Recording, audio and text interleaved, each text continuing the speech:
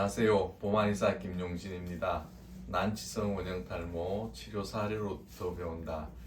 오늘은 원형탈모 중에서도 난치성 원형탈모에 속하는 청소년 탈모, 그 중에서도 중학생 탈모, 그 중에서도 미만성 원형탈모가 급속히 전두탈모로 진행되어 나가는 그런 사례를 가지고 얘기를 한번 해보도록 하겠습니다.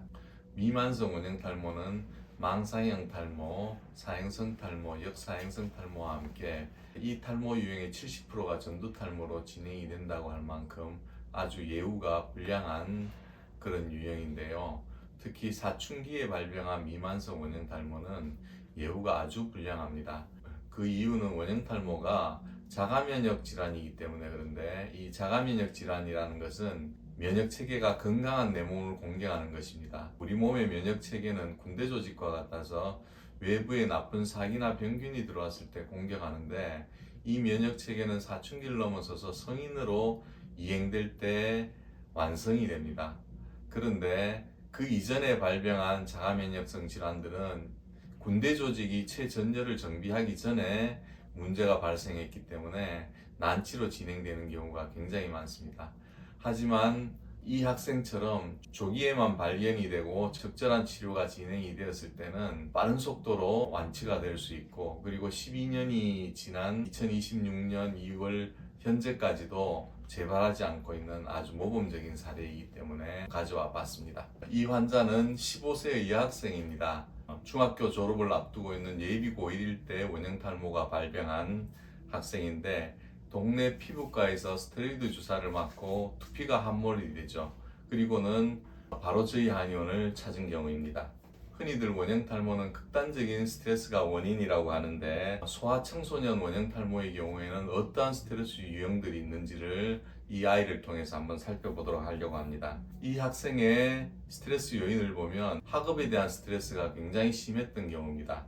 중학생 원형탈모의 특징적인 양상 중에 하나는 비평준화 지역의 학생들이 많이 발병을 한다는 겁니다. 저희 한의원에 내원하는 중학생 탈모 유형들 중에 무시 못할 분들이 강릉이라든가 천안이라든가 여주 이천 같은 예전에 비평준화 지역이었던 곳에서 중학생 탈모가 진행이 돼서 오는 경우가 여럿 있었습니다. 그리고 이 청소년기 발생하는 중학생 탈모는 거의 대부분이 미만성 원형 탈모나 전두 탈모로 진행이 될 만큼 예후가 아주 불량한 경우가 많았습니다. 예를 들어서 강릉에서 온 여학생의 경우에는 어떤 고통을 호소를 했냐면 그 당시에는 비평준화 지역이었기 때문에 고등학교 진학을 위해서 중학생 때부터 밤늦은 시간까지 학원을 전전을 하게 됩니다. 그리고 더 결정적인 것은 성적이 안 좋으면 강릉 지역에 있지를 못하고 친구들과 떨어져 속초까지 가야 하는 그런 상황이 생기죠. 한창 예민할 시기에 친구들은 다 강릉에 있는데 혼자 멀리 속초까지 다녀야 하는 그런 상황들을 한번 상상을 해보십시오.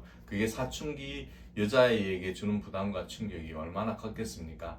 이 학생의 경우에도 학업에 대한 스트레스가 굉장히 심했던 경우인데 잘해야 된다는 부담들이 굉장히 컸던 친구입니다. 그리고 부모는 맞벌이였기 때문에 일찍부터 학원을 전전을 하면서 시간을 보내야 하는 그런 시간들이 많았고, 중학생이 되면서부터는 성적순으로 고등학교가 선택이 되기 때문에 고등학교 진학을 위해서 굉장한 부담을 안고 살아갔던 그런 경우입니다. 그러면 소아청소년 원형탈모를 중심으로 어떠한 스트레스 요인들이 있는지를 한번 살펴보도록 하겠습니다. 첫 번째는 장기간에 걸친 만성적인 스트레스인데, 원형탈모 유발에 있어서 장기적이고 지속적인 스트레스는 원형탈모를 유발하는 데 굉장한 트리거 요인이 됩니다. 때문에 원형탈모 환자의 스트레스 관리는 원형탈모 치료에 있어서 핵심적인 관건이라 할 수 있고, 치료 과정에서 환자를 심리적으로 안정시키는 의료진의 역할 또한 굉장히 중요하다고 할 수 있습니다. 이러한 만성적인 스트레스뿐만 아니라 쇼크나 급작스러운 사건도 또 하나의 유발 요인이 됩니다. 그래서 나왔던 만성적이고 장기적인 스트레스는 지속적으로 내 몸에 자극을 주는 스트레스 유형이라고 한다면, 이 2번 쇼크나 급작스러운 사건, 이벤트는 1번에 비해서는 충격의 강도가 아주 큰 그런 유형의 스트레스라고 할 수 있겠습니다. 구체적인 사례들 한번 보면 애착 관계에 있던 가족이나 가까운 사람이 죽음, 예를 들어서 이제 맞벌이 부부에게 할머니가 아이를 육아했는데 친했던 할머니가 돌아가셨다거나 이런 거죠. 또는 교통사고의 경험들. 그 다음에 선생님에게 사랑받던 모범 학생이 교사에게 갑자기 체벌을 받았다거나 이런 경험으로부터 들어오는 충격들. 그 다음에 친구들로부터 왕따 경험, 심하게 놀란 경험. 그 다음에 부모님의 이혼이나 부부 싸움 등이 트리거가 되기도 합니다. 그리고 또 어떤 경우가 있냐면 이 자전거를 타고 가다가 넘어졌는데 손이 찢어졌어요. 그리고 그걸 치료하는 과정에서 마취나 봉합 과정에서 겪게 되는 아주 끔찍한 경험들, 이런 것들도 트리거가 되는 경우가 있습니다. 그리고 이제 유소년 탈모의 경우에는 급격한 환경 변화에 잘 적응하지 못하는 것도 많은 비중을 차지하는 요인들이 되는데, 놀이방이라든가 유치원이라든가 그 다음에 초등학교 진학 시기와 맞물려서 원형 탈모가 발병하는 형태로 나타나고 있습니다. 근데 여기서 이제 잘 봐야 될 거는 무엇인가 하면, 이 익스트림 스트레스풀 이벤트라고 했는데 이 익스트림이라는 표현이 절대적인 게 아닙니다. 무슨 말인가 하면, 요 시기에 왔던 천안에서 온 중학생 미만성 원형 탈모 환자가 있었는데, 그 아이가 잘 치료가 되고 난 이후에 같은 반 친구가 또 원형 탈모로 왔어요. 그 아이는 전두 탈모로 확 진행이 되었었는데, 그 아이의 가족력, 병력 이런 것들을 조사를 해봤는데 스트레스풀 이벤트라고 할 수 있는 그런 사건이 전혀 없어요. 아이도 학교 도서관 집을 왔다 갔다 할 정도로 굉장히 모범적인 학생이었었고, 그리고 부모님과의 관계 설정도 좋았었고, 그래서 이제 어머님한테 물었죠. 이 아이가 뭐 스트레스 받을 만한 그런 상황들이 있었습니까? 아버님이 얼마 전에 이제 중학교 2학년이 됐으니까 공부 좀 해봐야지, 그런 얘기를 했대요.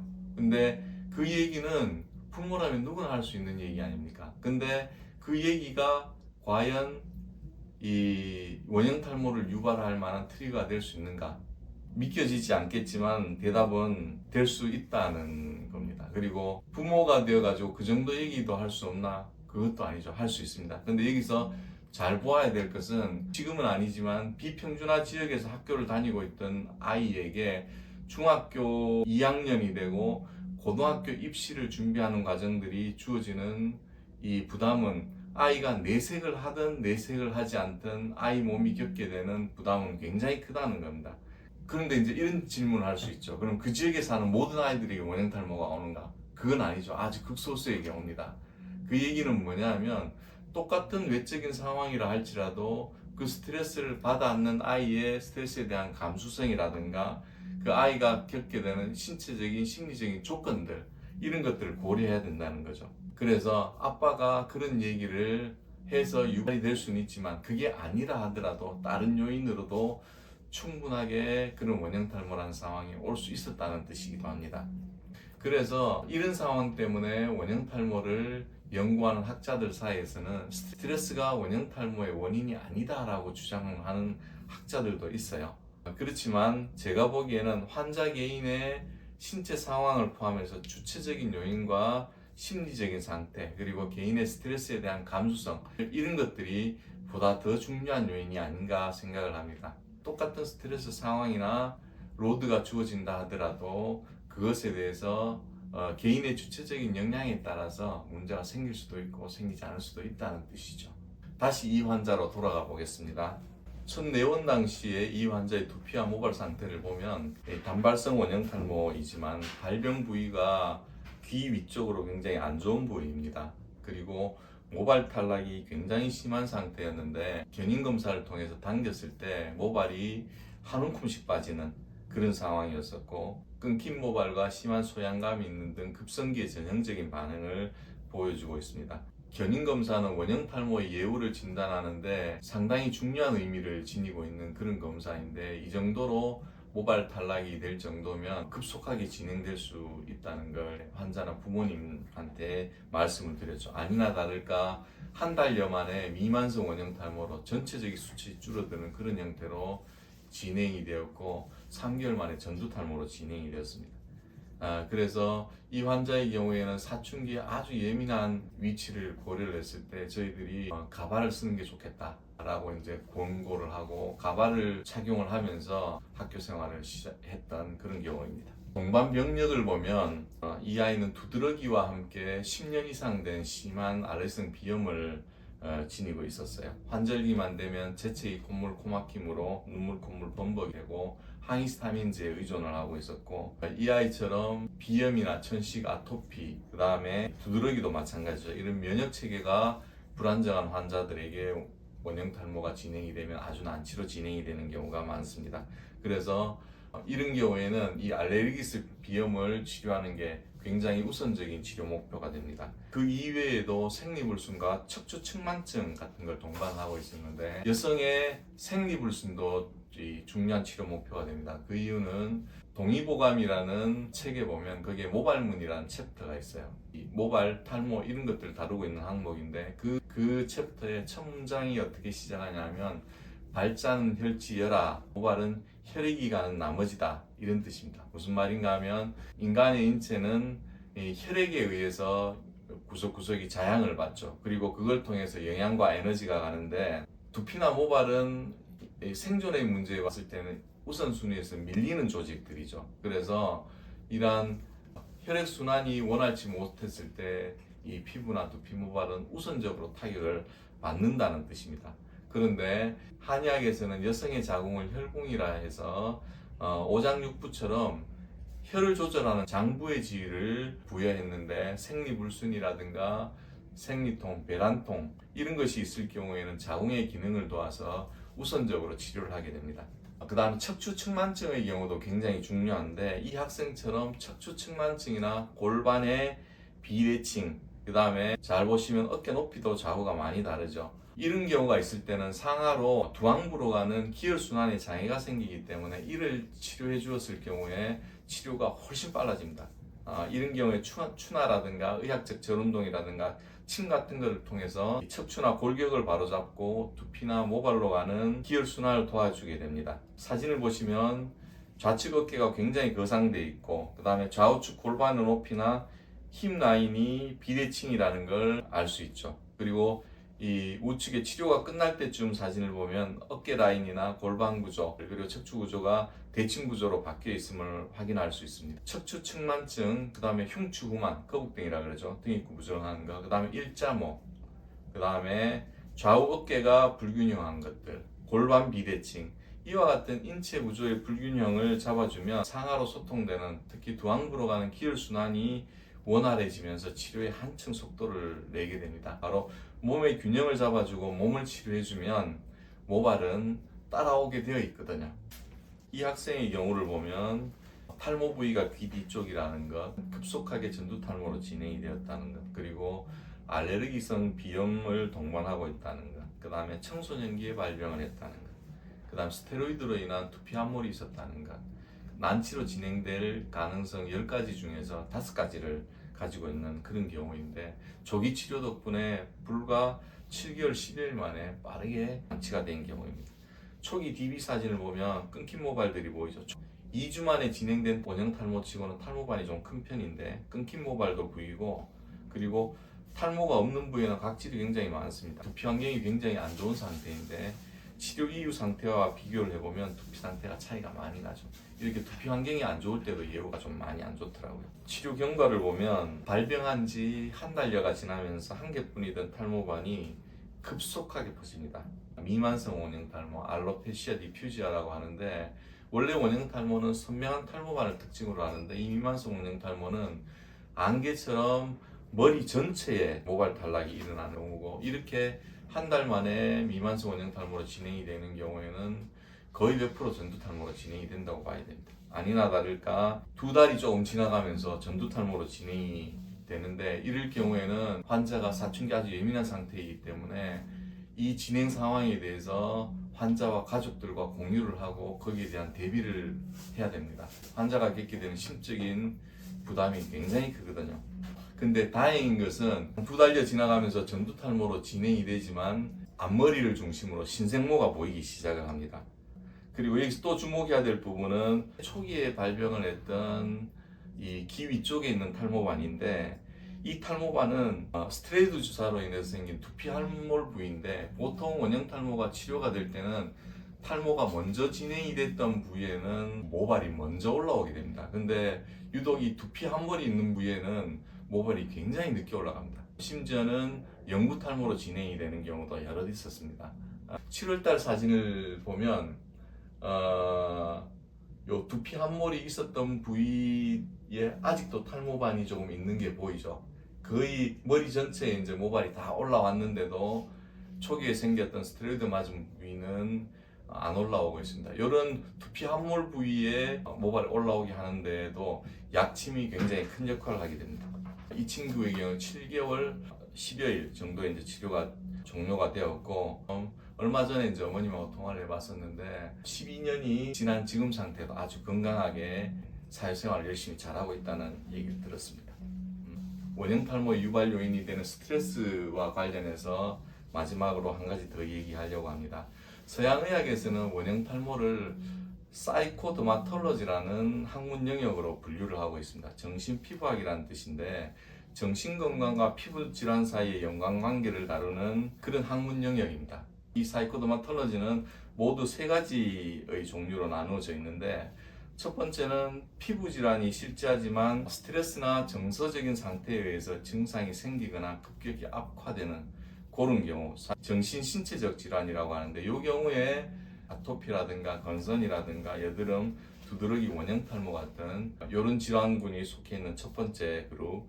그 다음에 두 번째는 정신적인 이유로 내 피부에 상처를 내는 그런 경우입니다. 1차적인 정신질환, 원형 탈모와 비슷하지만 다른 발모벽이 여기에 속해 있습니다.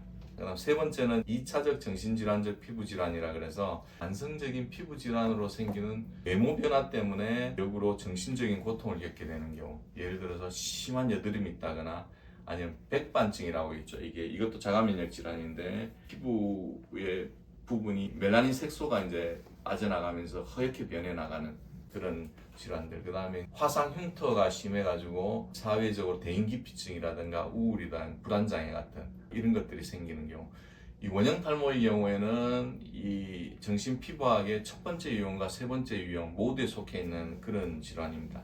장기간에 걸친 스트레스나 스트레스 풀한 상황들, 이벤트 때문에 피부 질환이 유발이 되고, 그리고 그 유발된 피부 질환이 또 다른 스트레스가 되어서 그 상태를 악화시키는 그런 순환의 고리가 존재하게 되는데, 치료 과정에서 이 악순환의 고리를 끊는 것이 굉장히 중요합니다. 특히 한창 정서적으로 예민한 사춘기 청소년들의 경우에는 이 외모의 변화가 자존감도 떨어뜨리고, 특히 학교에서 친구들과 관계에서 놀림감이 될 수도 있고, 그리고 그것으로 인해서 우울이라든가 불안장애라든가 대인기피증이나 사회공포감 이런 것들도 많이 유발이 되고, 그것 때문에 또 원형 탈모가 더 난치로 진행이 되고 이런 악순환이 존재하거든요.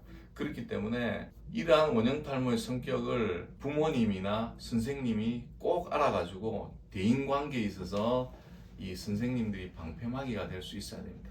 그래서 저희는 학부형들에게도 꼭 담임 선생님을 만나가지고 아이의 상태, 원형 탈모란 질환의 성격이나 속성, 그리고 대인관계에 있어서 아이가 소외되거나 위축되지 않을 수 있도록 담임 선생님이 꼭 방패막이가 돼줄 수 있도록 상담을 꼭 하라고 이제 말씀을 드립니다. 이 아이에게 가발을 이제 권했던 것도 그런 이유인데, 가발은 장단점이 있습니다. 이 외모의 급격한 변화가 수반되는 원형 탈모의 속성상 심리적인 위축이나 대인관계에 있어서 자신감들을 회복시켜줄 수 있는 그런 측면이 있는 반면에, 가발을 통해서 두피 쪽으로의 기혈순환이나 이런 것들을 막는 요인들이 존재하기 때문에 학교에 갈 때는 착용을 하고 집에 와서는 벗어주고 이런 적절한 어떤 사용도 필요하고요.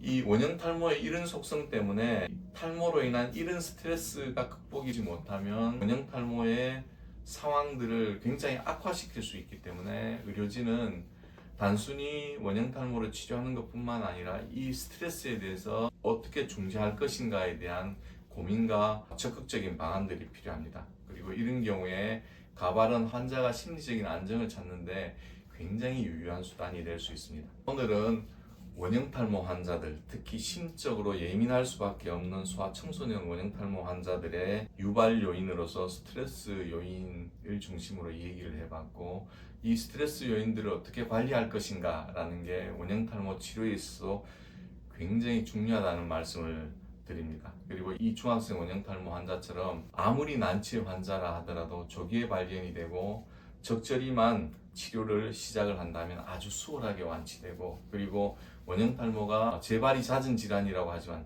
성인이 된 이후에도 재발하지 않고 건강한 모발을 유지할 수가 있습니다.